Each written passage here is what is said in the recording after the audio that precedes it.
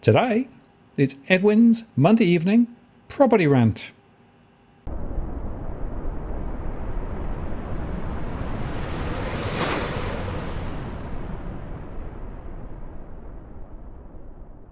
Hello again, it's Martin North from Digital Finance Analytics. Well, this post covering finance and property news. Monday evening, Edwin's back. And Edwin, a lot to talk about this week.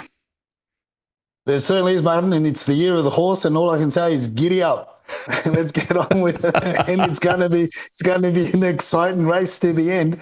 2026 is going to be a wild race. It's better than the Melbourne Cup, I reckon. It's going to be one of those long journeys for a lot of the industry, buyers, sellers, investors, the government. I mean, it's but the government is a gift that just keeps on giving.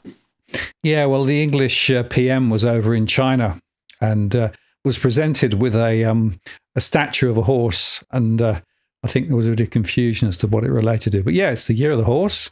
And as you say, let's giddy on up. But I tell you what, this week is going to be an interesting week. Of course, we've got the RBA decision tomorrow, and there's a certain degree of speculation now that maybe interest rates will go up. I'm a little bit more sanguine. I think it's possible that they might signal the risk that interest rates go up rather than actually putting them up. But it's fascinating to see just how much the probability of a rate cut has changed to a rate rise now. And I don't know whether you saw this, but the latest probability is now 67% expectation of a rate rise. The ASX 30 is now above 4%.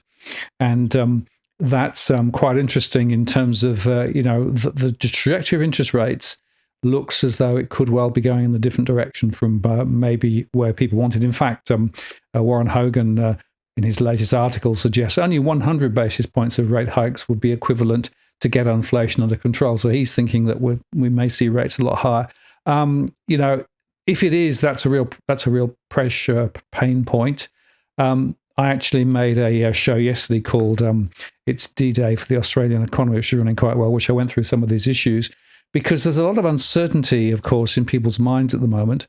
But I want to highlight again two things. One, a rate rise is not yet certain. It's probable, but not certain. But the other is, with the volatility in other asset classes at the moment, it's fascinating to me how many people are saying, well, I'm going to get out of my Bitcoin, which is down, or I'm selling silver, which has gone up dramatically, but now wobbling. In fact, I spoke to a couple of people last week who sold silver just before it started to fall. And what they're thinking of putting money into? Property. Well, and that's a $64 billion question as to what's going to happen with all those asset classes. What are people going to do? As I keep on referring to that group of people is your desperate housewives that look at the partners investing and storing away and wanting to get higher. Chasing the 150,000, 200,000 Bitcoin pricing and 6,000 in gold and all this. I mean, that's all good and fine based on on the narratives and the conversations that you hear all around the world. The fiat this, the fiat that. But at the end of the day, people are looking for security. One thing, people are looking for security, people are looking for stability, and even investors, because of the volatility, as you said, Martin, I would dare say, that 80% of the people are going to be looking for that safer haven, regardless of the conversation around rate rises. And in my opinion, one or two.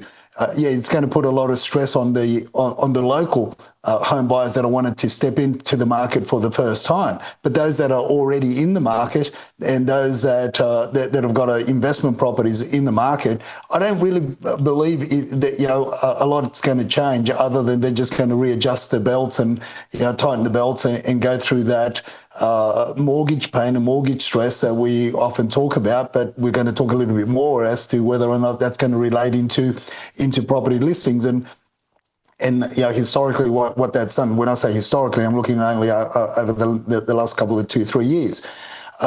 So they're the other questions. But the fundamental principle for me and for our team is goes back to, we're not a very big market. And as I've been sharing with some people abroad, and comparing the markets with the Century 21 offices in Hong Kong, and talking to the Century 21 offices in China, the senior delegates there, and we're comparing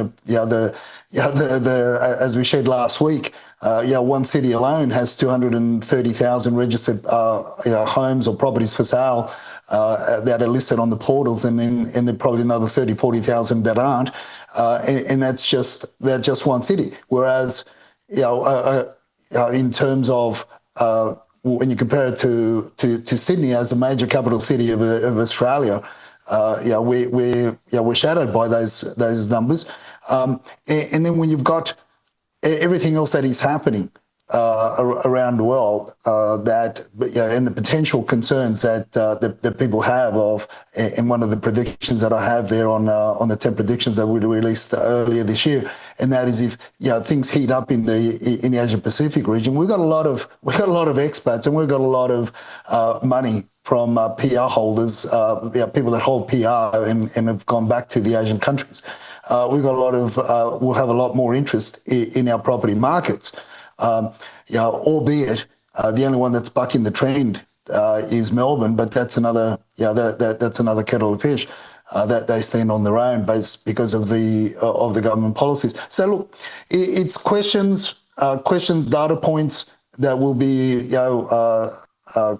asking, answering. We'll be informing our followers and our viewers of the data points that we see, what we see, where we see. But in Sydney, in terms of the pressure points, the appetite is still there. Although the mainstream push the narrative of the high clearance rates, but they don't talk about the fact that it's the lowest volumes on record for many years, and the trend of for sale listings via auction or by auction means is dropping, and we're going to talk about that as well.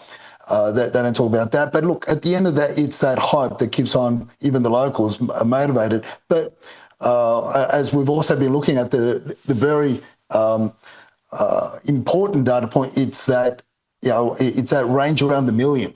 Where your first-home buyers are wanting to come in, or just below the million for those freestanding homes that are out in the outskirts of the Sydney region and a little bit beyond that are of interest. Other than that, what other choice do first-home buyers have, whether it be townhouses, villas, or otherwise?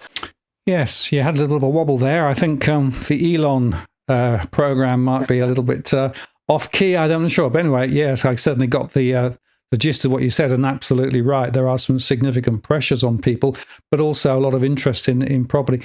It's interesting, the latest data that I shared with the newspapers over the weekend got published, and this, for example, showed the Queensland story, and they actually quoted me quite extensively talking about first-time buyers, a patchwork of households, with some with no debt, some with manageable debt, others over their heads. Young growing families, of course, exposed, little income growth, a lot of pressure on households, and also a lot of other debt too, which is quite an interesting little story and angle here. So, of course, the debt pressure on some people is really quite significant at the moment. And, they sort of did talk a little bit about, what to do about it, and they went into some detail on a suburb-by-suburb basis. So that was quite an interesting little bit of exposure, and ahead of that event tomorrow with the RBA. But I think the thematic here is that the property demand is still very strong, and it's going to continue. Not universally so, and not everybody, of course, can participate. There are some people who are being caught with the high debt loads, as I've covered many, many times. But I think the other thing to think about, Edwin, is if you are thinking about buying property, it's really, really important to, as we always say, think about the situation locally. And we spoke about, 18 months ago, about the issue of building on floodplains. And it's fascinating to me that finally, the newspapers have caught up with us. So there were these articles here. The government warned homes on the floodplain would put lives at risk. Then it approved 960 of them. Or this one here, milestone deal for 100,000 first homes target. That's the earlier, a little bit of a coverage on that. Financial Review, a previously unreleased Deloitte report commissioned by Housing Australia found its high-risk approach to doling out billions of dollars in funds. And yeah, as we said, yeah, we covered this 18 months ago, 12 to 18 months ago. Building on floodplains, not smart, is it? No, and this is what we call, this segment the gift that keeps on giving, by government plans, incentives, proposals, handouts, and all the shenanigans that go on. It's incredible to see, and when you start looking at those conversations and those stories that are published, how the government, whether it be a state government or federal or local government, how they're getting caught out, because it's really. A lot of it's really announceables, and they don't make a lot of sense. And when you start really drilling into what they're saying, you look at the milestone deal where they want to give up, what is it, $800 million or so to the South Australian government to build 17,000 homes. When you start really breaking that down and you start doing the numbers on that story, then you find out that $300 million is going to go to relocation of sewer treatment plants or whatever they're going to do with that, so that leaves $500 million left. But when you start doing the maths, they're telling us, or they're telling the general public, because they think that we're stupid, that they can build homes outside of buying the land or outside of the land acquisition and preparing the land for the developments for the construction. They're saying that could build homes roughly around the $30,000 mark. I mean, you can't build a granny flat these days for under $200,000. That's a two-bedroom granny flat. So, but the government's telling us that they're going to build 17,000 homes, in that region. But and then you obviously then now that the Australian Financial Review starts questioning what the policies that got brought out months ago with regards to the gifts. The gifts, the policies, the guarantees, the deposit guarantees, the 5% schemes, and everything else, and then you've got state governments that get caught out, and as Colin _M85 tagged us on that post and reminded us and said, "Hey guys, didn't you talk about some time ago?" Said yeah, and a lot of other things that have been happening that. We have been alluded about even before they became mainstream media news, because of our insiders in different regulatory bodies, our insiders in different government departments and HIA and so forth. And this is where we are. So this is why people like to watch our show, because we are ahead of the curve. And it takes the mainstream quite a few months to catch up on what we say and what we put out. So it's interesting, it's fascinating. That's why the government, I think 2026 is going to be very much one of those gifts that just keeps on giving, because a lot of what they've been saying and what they've been trying to do and not doing, more to the point, just centres around announceables, centres around committees. Committees, new departments that have been created that spend most of the money that they've earmarked to build affordable housing, to build government subsidised housing, and anything of the like. But at the end of the day, the proof's in the pudding as to where. Show me the final product. Show me when not only one individual in Bankstown gets a key to a 17 unit block, when they've been talking about hundreds of thousands of being built and developed for affordable housing, but they make a big song and dance out of giving the key to one individual because certain apartments got finished or completed. So the numbers just don't add up, Martin, and it's how much more of this can the local community put up with? Can the younger generation put up with before they start voting with their feet and putting the governments to task? We'll see in the next in the upcoming federal state elections.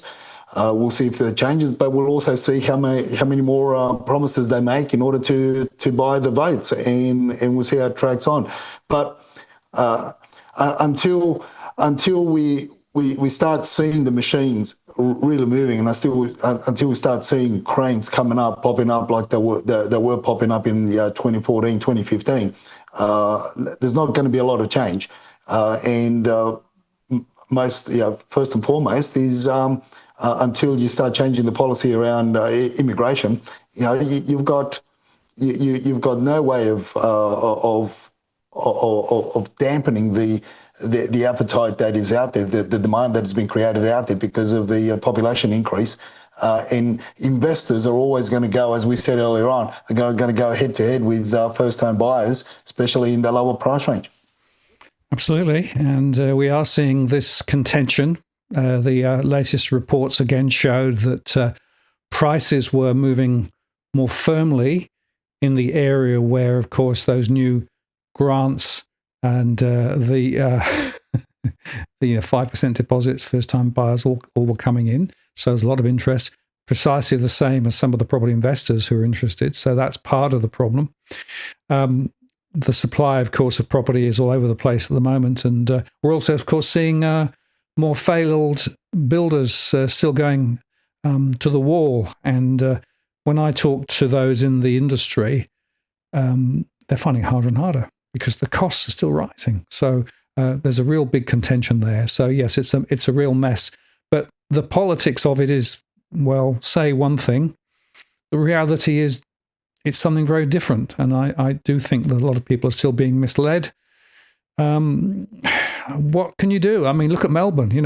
Prices in Melbourne are still looking pretty weak, right? Maybe they should push the emergency button. And well, you made this tweet. I must say you were a little bit naughty when you did it, but wow.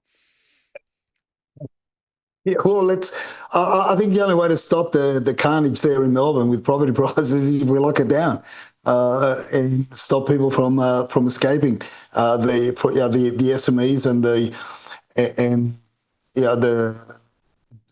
investors that are paying high amounts of tax on their investment of property investment portfolios down there, and also you've got your superannuation funds and a lot of private investors that are heavily tied up with land, and this is where government policy is really pushing them out. So yeah, look, I want to think we need to lock it down.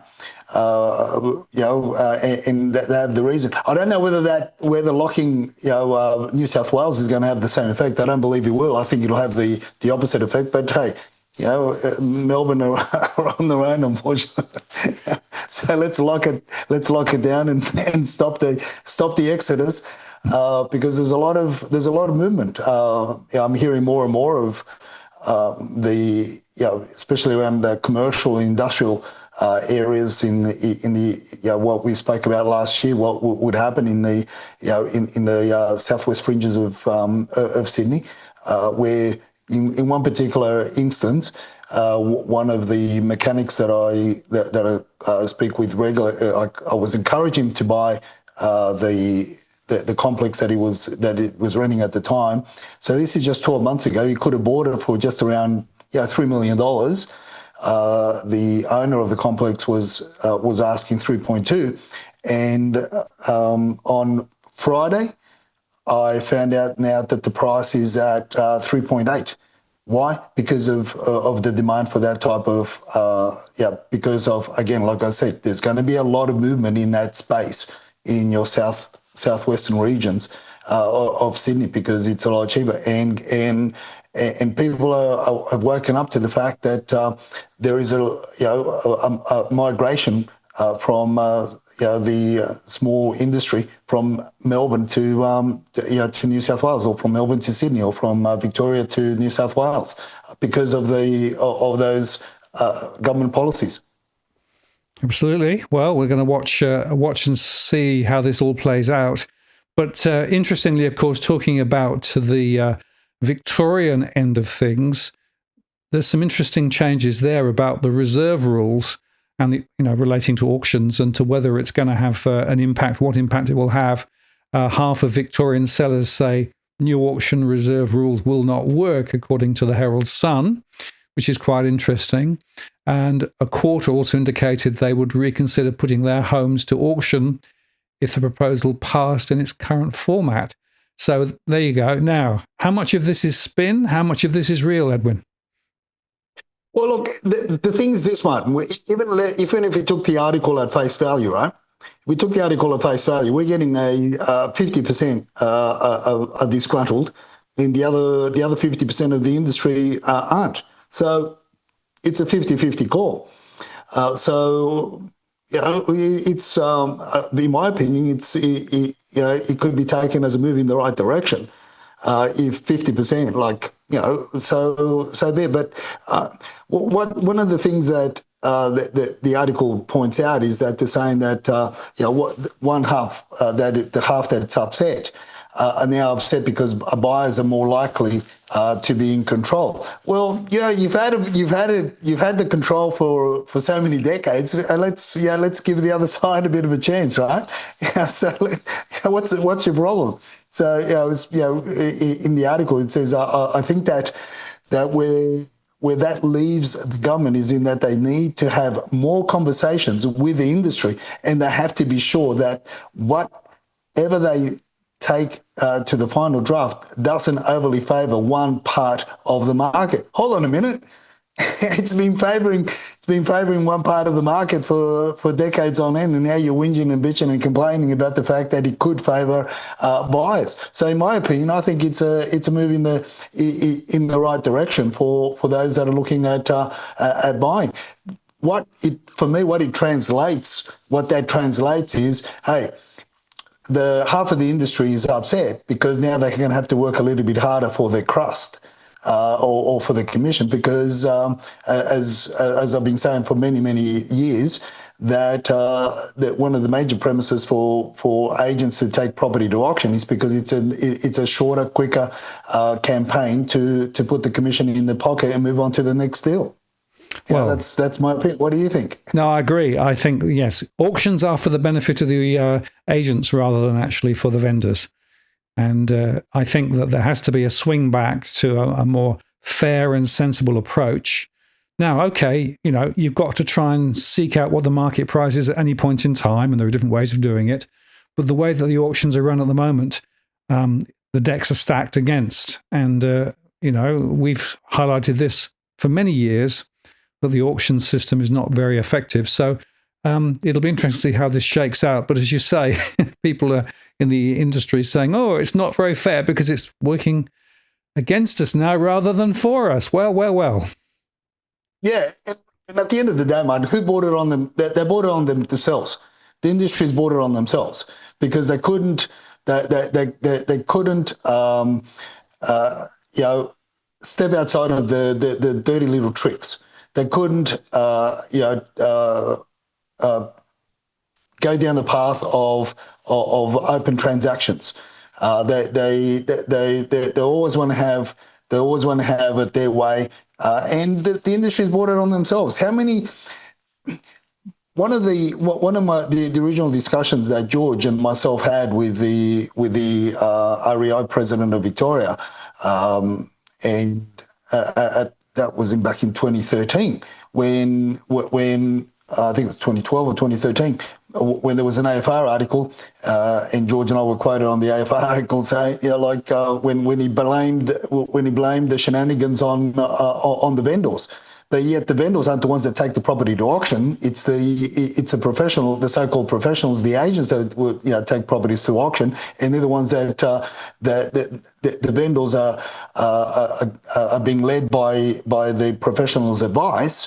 As to how they approach it, but at that time, Enzo was the president at that time, and he was quoted as saying, "Don't blame the agent, blame the vendors." I mean, it was silly stuff. So we've got over a decade, and in New South Wales, I've been talking about the shenanigans that go on with the auction campaigns for a decade and a half, if not more. Where I've been challenging the industry to get themselves in order, and how many regulatory changes do we really need in order to bring that to bring that method of sale into order.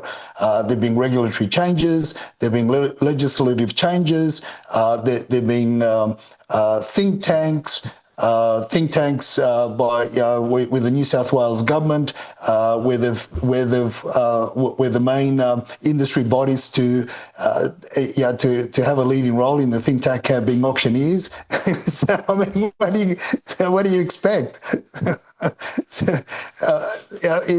It's all about let's do less to get more and get a quicker result. That's the unfortunate thing. But I believe that message is getting through to the New South Welsh people and our followers and our viewers, and they're making a big impact in the overall scheme of things, because they're being educated that auction campaigns are not the best method of sale to achieve the best result all the time, as the mainstream media tries to paint it out and as the industry tries to paint it out. It just gives you, because in a lot of the properties are sold prior to auction.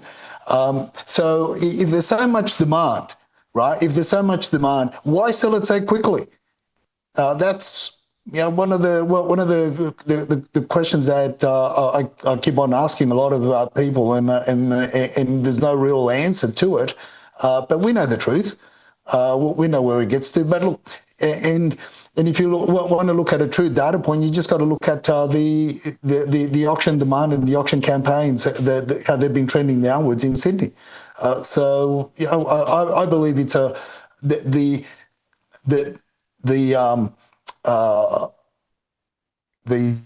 consumers, being the vendors themselves, the consumers, are waking up to it. That's what I think, and hence the reason why you got a 50-50 call. Even the industry itself is sort of, if you were to say that 60% or 70% of the industry were opposing, well, we got a 50-50 stalemate down there in Melbourne. So what does that tell you? Even the industry itself is starting to speak against the shenanigans that have been going, and they're starting to say to themselves, you know what? I think it's time that we should bring our house into order as well, and rather than getting caned for the shenanigans that the few, and everybody gets blamed. Yeah, well, we'll watch and wait. I think it's certainly very true to see, as I might have one of the conversations, that more people are more sceptical about the auction route. They're actually not necessarily being convinced by the arguments that the agents put forward. And it is fascinating to see that now there are more people who don't want to go to auctions when they're prospectively buying, because they actually don't believe they're going to get a fair crack of the whip. They talk about underquoting. They talk about, the people bidding in the back who perhaps don't really want to buy in the first place. So all of those things, I think, are in place. So watch this space. I think it's very interesting to see how this plays out. And as we get into the numbers later in the show, there are some surprising issues that we can touch on then. Now, just going back to what I talked about earlier on, the debt problem, you actually selected another article for us to talk about too, and this is actually the Sydney story. So again, this is the bombshell study, which is basically talking about the debt problem. Mass of households have over $1 million in debt, and they're talking here about again the analysis that we did. Of course, I'm talking here about credit cards, car loans, mortgages, buy now, pay later, a lot of debt, and a lot of people, of course, have a lot of debt. But again, it's interesting, of course, that a lot of this stuff is, a bit partial in the way that it's being reported, right? What I said was there are a bunch of people who are doing fine. They're fine. They've hardly got any debt. They might have a mortgage, but it's easily serviceable. There are other people who have quite a lot of debt. But there are some people who are digging themselves quite a deep hole because they're actually leveraged up with a big mortgage, particularly first-time buyers. And then they're finding their cash flows are under pressure, and they're having to grab, effectively, other types of credit, buy now, pay later, personal loans, etc., etc. And in fact, the official statistics showed there was a bit of growth in credit. Again, property investing growth lending is up as well. So the debt issue is quite fascinating. But we should pose the question, if in fact so many people were actually in significant debt pressure, which is what I'm seeing, why aren't they actually selling? And the answer is they're not. And the reason they're not is because they've got no option but to continue to do what they do. because there is no alternative. They can't move into the rental sector. And if they were to sell and to try and buy something cheaper, that wouldn't necessarily solve their problem too. And until recently, my analysis was, Edwin, that a lot of people were expecting rates to get cut and wages to grow in real terms. And so magically it would sort of work out. Of course, as we discussed at the top of the show, maybe the RBA will actually spoil that party too. So what's your take on all this? Well, look, it is an interesting scenario. Look, I look back at the at previous market downturns, and I mean, I'm talking about like let's call them market crashes. And one of the first was again in the early 2000s, where property just went like we just went downhill. I mean, at that time I was working with Remax in St Mary's, and we were watching, it was live. Properties go down in value by $5,000-$10,000 a week.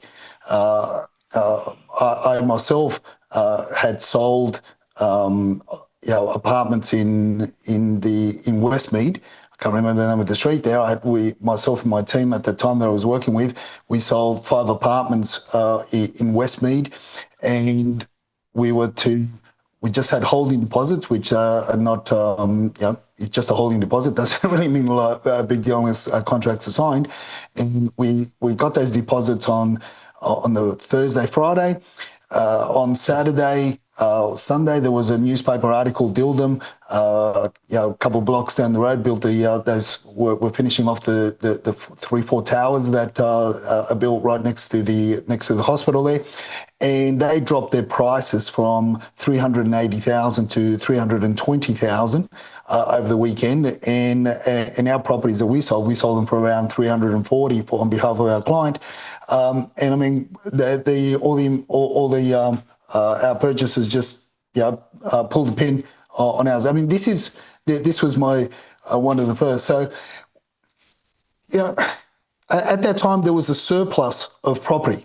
There was more more inventory than demand, and people could walk away.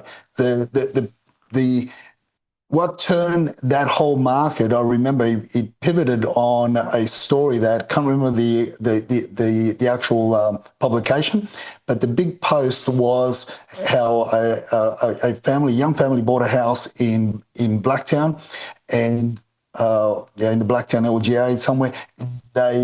They were saying they bought the property from memory for around 320,000 or thereabouts, or 360, 40 or whatever, 60. But then they were up to their eyeballs in debt. But in that photo, what you saw in the photo in the publication was there was a brand new Holden in the driveway as well, right? And when you start digging deeper, there's another brand new car in the garage, and there's a plasma TV just about in every living area of the house. And back the TVs were worth $15,000-$20,000 for these new big TVs that people were around. So it wasn't so much the debt of the property that made them come unstuck. It was the ancillary debt post-purchasing of the property. In other words, the equity that they so-called started to build, that they started pulling down on. So we've got, I believe, in a lot of this the situation that we've got now. When you look at the article, it talks about in the surveys that this reporter did there, and it talks about people that bought property 10 years ago.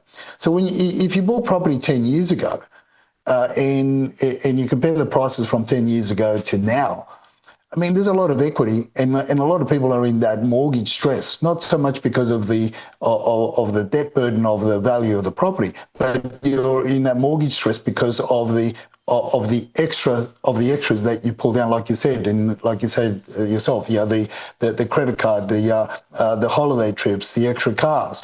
I mean, you only have to go down certain neighbourhoods of Sydney, even in the western suburbs, where you've got $250,000 SUVs parked, not only one but two parked outside their homes, and you know that's all about equity, and it's so the question for me is, the debt that they're burdened with, how true is that aligned with the actual original purchase of the property as to the extra thing that they've got on top of, right? That's one thing. So in that scenario, I'll say, well, bad luck. That's your problem.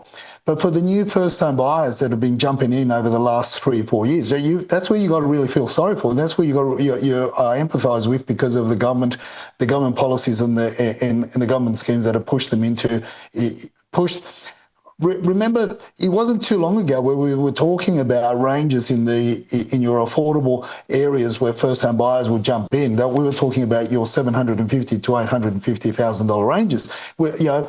That's 2 years ago.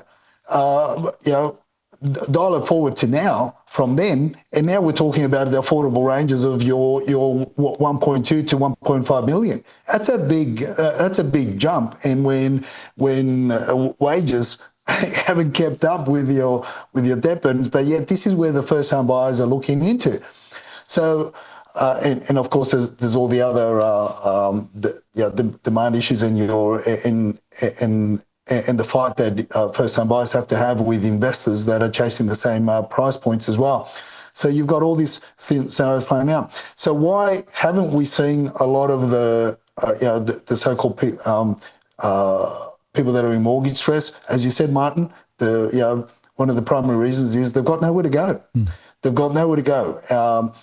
And I guess the other question to that is if we started seeing a lot more distressed sales, because of the demand and because of the sheer numbers being very small in comparison to historical years, and when you start comparing it to the demand, that's the question is are they going to lose much or lose any at all? We've seen historically in the last 2-3 years, when people have been posting mortgagee in possession sales, when I've myself attended mortgagee in possession sales around the western suburbs, around your Marylands, Fairfields, Guildfords, and that one of from even 2 years ago, where homes have gone for astronomical numbers, but because there's not a lot of stock on market, so there's not a lot of choice, and everything else comes into play as well. So I believe that, in the sense, people are going to be, we're going back to that discussion that we had with Louis Christopher a few years back, and that was that cheeky post that I put up on X at the time, is people are going to be getting rid of the toys, their perhaps even their holiday homes, and the mistresses before they put the principal place of residence up for sale. Yes, and I think also it's worth highlighting the fact that if you've had a property for some time, you've got equity. People are drawing down more equity from their property to increase the mortgage, and that gives them more flexibility. And the other point there, of course, is that for many people, they've got to have the cars because they're living in the outer suburban areas. There's no public transport, and so to get around, you need, so there's a whole lifestyle question here, which I think is worth reflecting on, that people are actually perhaps more accustomed to high levels of debt. They get used to living under very significant debt levels. Doesn't make it very comfortable. And it's interesting that there was an article from the ABC highlighting the fact that the rate rise, if they come, will be a bitter pill for those struggling with the costs of living. And it's fascinating when you look at this in more detail. Financial Counselling Australia's CEO talks now about it's not just those on low incomes doing it tough. She says calls the National Debt Helpline from employed middle-income Australians have been on the rise, and they are seeing a return to pre-pandemic levels of requests for support. And it's interesting that they said 44% of people who are calling in are employed on an income and are still struggling to make ends meet, which is what I'm seeing in my surveys.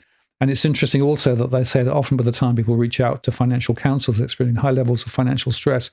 The levels of mental health impact and psychological stress also incredibly high. and people are skipping medical appointments and meals and doing other things to try and make ends meet. And that's really the point. There is a significant consequence for this high level of debt.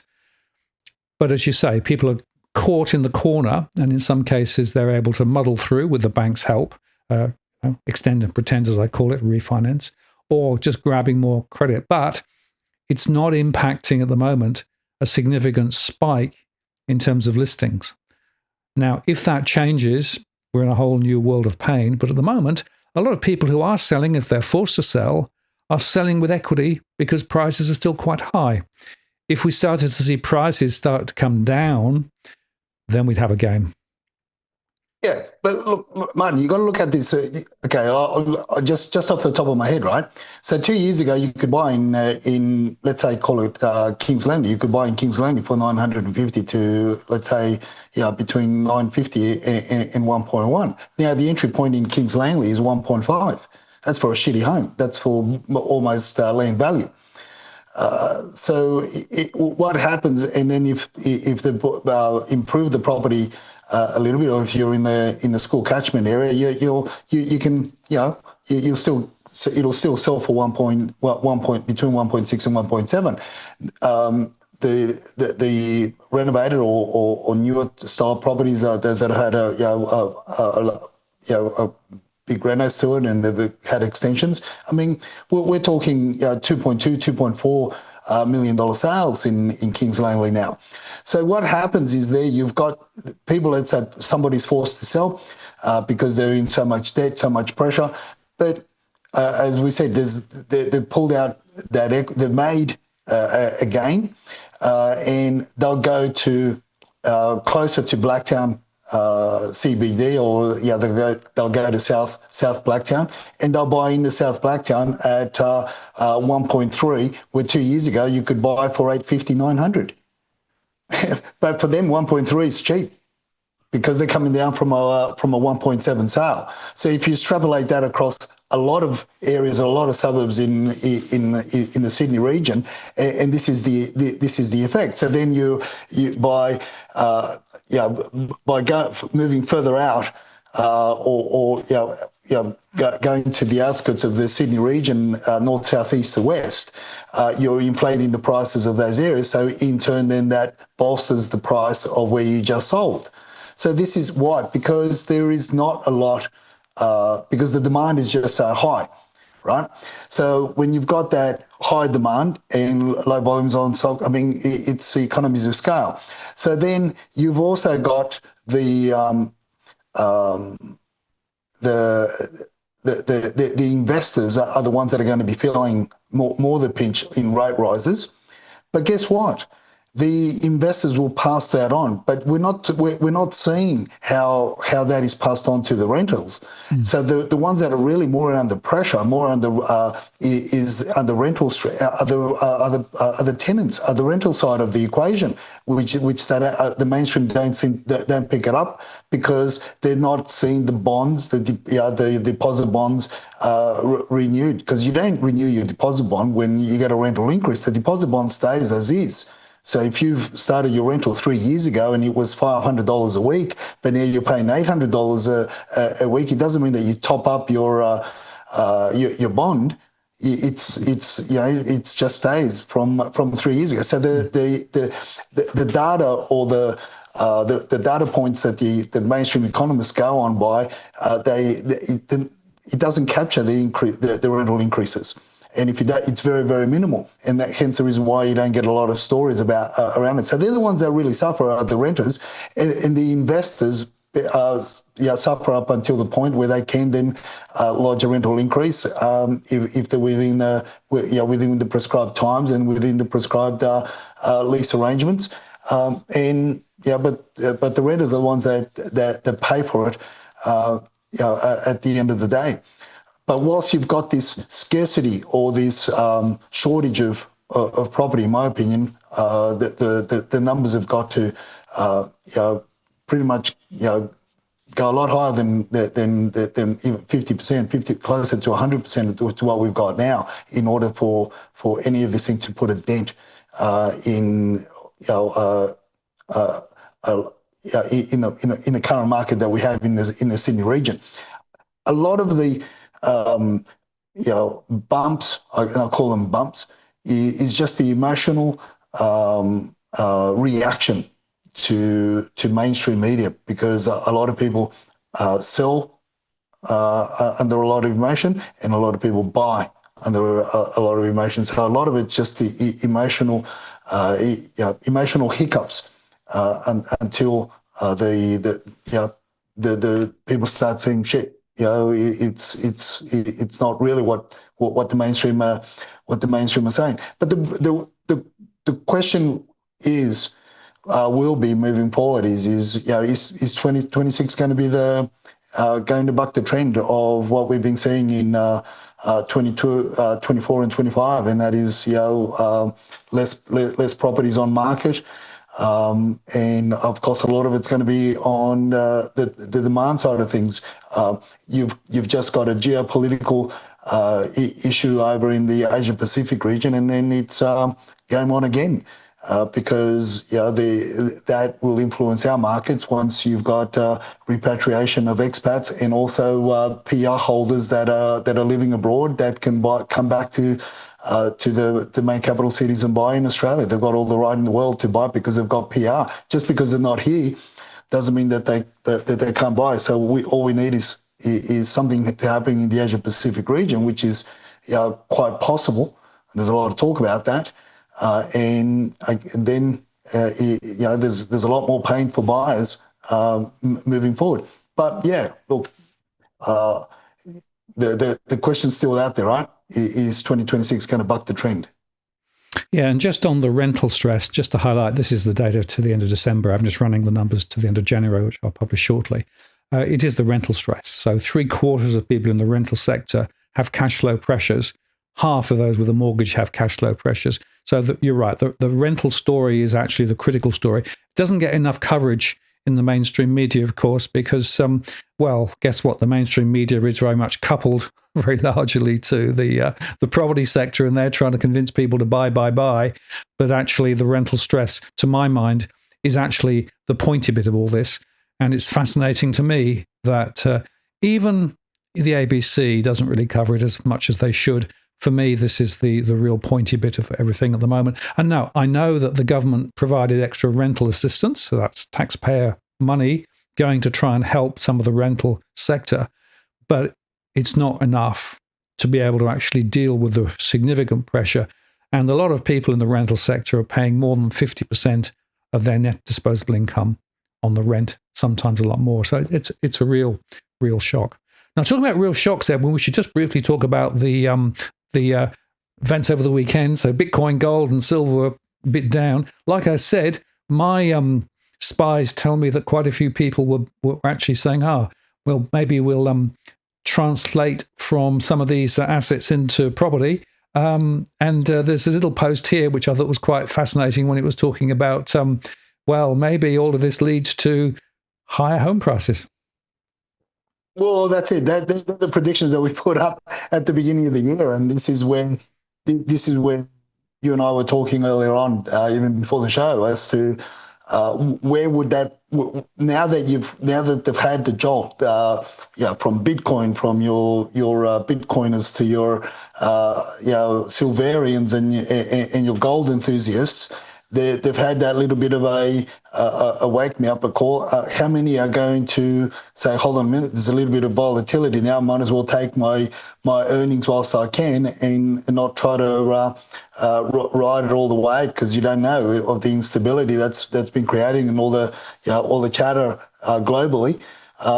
People are going to start moving towards property, and this is where, in my opinion, where the desperate housewives are going to shine, because they're the ones that are going to be pushing the partners, right, to go buy. But look, this is why you've got to take all these data points into account, and we have to take these data points into account. And when we talk to our clients, when we're looking for properties, and because we've become very familiar as to who's buying in what area, and what are the demographics? Is it the silent tigers? Is it the WeChat chatterers? Is it the desperate housewives? Is it the new kids on the block? Who's influencing the market in the region, the area, the suburb, the locality of a market in a suburb? Is it investors? And who are the investors? Who's influencing those markets? And they're the conversations that we have with the local real estate agents that are on the ground that pass on the information with regards to what's happening at grassroots levels. So this is why we've got this. For me, this is just as much as I have a lot of fun at the beginning, and people get stirred up and get a little bit hot under the collar, from time to time, and we press those buttons. But look, this is the reality. It's a shift of asset class from one to the other, and this is what you've had in your conversations, what we're seeing ourselves, and what our clients are, the clients that we've brought on board is what they've been telling us as well. Those that have come on board and those that have been talking to us, and as to hence the reason why we're able to talk openly here and share. These are the real data points, in my opinion. You could call it hearsay, you could call it circumstantial, you could call it whatever you want to call it, but this is why we've got this. And then when you've got this market jolts, it just solidifies the predictions that we've had up there. So it's just a tracking gauge as to what the predictions for 2026 are going to pan out like. Well, folks, you always hear it first here. Eventually the mainstream catch up. It might take them months or years. One of the things that we were speaking about some time ago was the lack of security around real estate agents' data. And guess what? The Guardian's now picked that one up, right? So this is actually the real estate agents in Australia using apps that leave millions of lease documents at risk, according to a digital researcher. And the Australian platforms used by real estate agents to upload documentation for renters and landlords are leaving people's personal information exposed in hyperlinks accessible online. Well, no surprise to us, Edwin. No, it's not. It's no surprise. This is scary. This is really, really scary. And people, if our followers and our viewers are both landlords and tenants, I would be on the phone and I would be calling the property managers. And I would be saying, listen, you better. I want to know where you've got my data. What program are you using? Are you outsourcing? But a lot of the services that property managers are providing now in order to cut costs have been sort of sent out to third party representatives anyway, which is scary. It is absolutely scary. When I closed the office down in 2017, when I closed the office down from from doing property management and that, I mean, and I started, we were already being approached by third-party service providers and say, we can make your life easier, blah, blah, blah, blah, blah. I couldn't understand. I couldn't understand it then, and I couldn't understand now as to why you would put your license, you would put the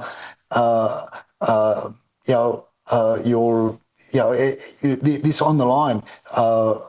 Because I could see even back then, I could see the issues around it, and here we are. So when you and I were raised this years ago, and we only talked about recently last year again, we brought it to the attention of people because of what we could see, because of the ramping up of third-party providers servicing the industry, and why. There's a simple premise as to why they're doing it is to save costs, to save money, because then what they've done over the decades is officers have done away with your seasoned property managers because they don't want to pay them what they're worth, and a lot of them are worth their weight in gold. And some of them are weightier than others, but they're worth the weight in gold. And and you could now say they're worth the weight in silver as well.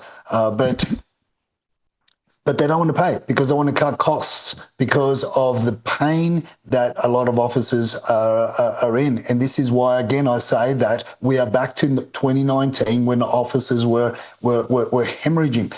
And 2026 is going to be a watch this space for the industry. Because I've got a prediction around that as well, that in relation to offices. But saving money just puts tenants' information and landlord information into areas that they shouldn't be placed into, and there's a lot of issues. So if you've got, I would, as I was saying earlier on, I would get on the phone and I would be talking to the property manager that's looking after my property or that's managing the rental that you're in, and asking them, where is that data held? And if they can't give you a straightforward answer, I know companies that will, and I know companies all around Sydney, property management teams all around Sydney that will look after your best interest. And if you're a tenant, obviously you can't just get up and go, but you should reach out to fair trading. You should start making a lot of noise, because when you talk about the in this article and what happened in WA, it is scary stuff, and that's just the beginning. Not to mention the fact that we're going to be the cybersecurity regulations have really been tightening up. So property managers, if you're listening to the show, and if you're you better get your licensee in charge up to speed, because from my Eagle contacts, they tell me that breaches of cybersecurity compliance, it's averaging out at $400,000 for fines and for being negligent. So if you're a property manager, if you're a licensee in charge, you better get your ass into gear, and you better get your office into order and start doing away with these third-party service providers. Because one, you don't know where they're located, you don't know how secure that information is, and how it's being handled. It's crazy. Yeah, very important, Edwin. Now let's move on to look at the numbers briefly. So in Sydney on the 26th, 20,351. Jump forward to the next week, the 2nd of February, 21,443. So listings are rising. And here is Edwin's chart that shows that, the way it's tracking, if you actually adjust for the lands, it's still not very strong, Edwin. No, not as strong as what a lot of people would think it is, and even Catality and all these other reports are showing the fact that the numbers are still low. So this is our charts for our viewers. So it's still early days though. It's still early days, but we'll see. Melbourne is a different kettle. Melbourne's been adding almost 1,000 and more on average per week over the last couple of weeks, and Melbourne could hit the 30,000 mark even before we get into winter. Yeah, from 26,000 to 27,797 over the week. Brisbane, very quiet a little bit on the 26th, 2,679. On the 2nd, 2,697. So, it's still, maybe it's to do with the Olympics, the Games. On the auction front, still very quiet, a little bit more this week, but still quite low numbers. And your chart really shows that, Edwin, quite remarkably. Yeah, and this is, again, what the mainstream aren't really picking up. They're talking about your 79% clearance rates, your 75% clearance rates. They're all beating their chest, but they're not talking about the fact that we're tracking numbers-wise, listings on market by way of auction. They're very low across in the region according to Domain, because these numbers are straight from the Domain website. So it's... And we've been tracking them for quite a number of years. So look, it's there. It's in it's in orange, blue, and white and black. So, absolutely. But we'll see. Well, it's early days, but we'll keep tracking that. On the rentals in Sydney, 11,425 on the 26th, on 10,882 on the 2nd of February, so a drop. In Melbourne, 11,350 on the 26th. 11,032 on the 2nd of February. So again, a slight fall. The rental story is horrendous. And I don't think we're going to see any change on the rentals, unfortunately, Edwin. But as we come to the end of the show, you've got, well, an interesting observation and a tip for the week. Well, look, my tip for the week is you're never too old to learn something new or even start something new. If robots are going to take over the world, like we're told that these AI have created their own group. And thousands of AI agents have created this, what is it, Maltbot. I don't really understand the whole thing about AI and how it all works, but now they're talking to themselves and they've got their own little social media platform, and it's on. So the only way to counter that is you know. As I say, you're never too old to learn something new. But when I say you're never too old to learn something new or start something new, if you're in the field or if you think that you're going to be AI'd out of this, out of existence in your work life existence, and you're going to be hitting retirement a lot earlier than what you would want to, you better start learning something that you can do with your hands. It's still going to be a long way away from robots taking over the thing. So and that's what I've made it a point in my life to try and learn something new, something new that I could do with my hands, or start something new, whether it's a small project or something challenging. Not only to keep my mind active, but also to stay ahead of AI and all those little robots that are following behind. Yeah, the robots are coming, Edwin, but as you say, we got to keep ahead of them. And I think innovation, creativity, and try something new is always a good thing for the 2026, as any other new year. Edwin, always a pleasure chatting with you and getting the latest lowdown on the property. We'll do it all again next week. I hope you have a great week, and thanks for sharing the data. Likewise, Martin. All the best. Take care. Cheers.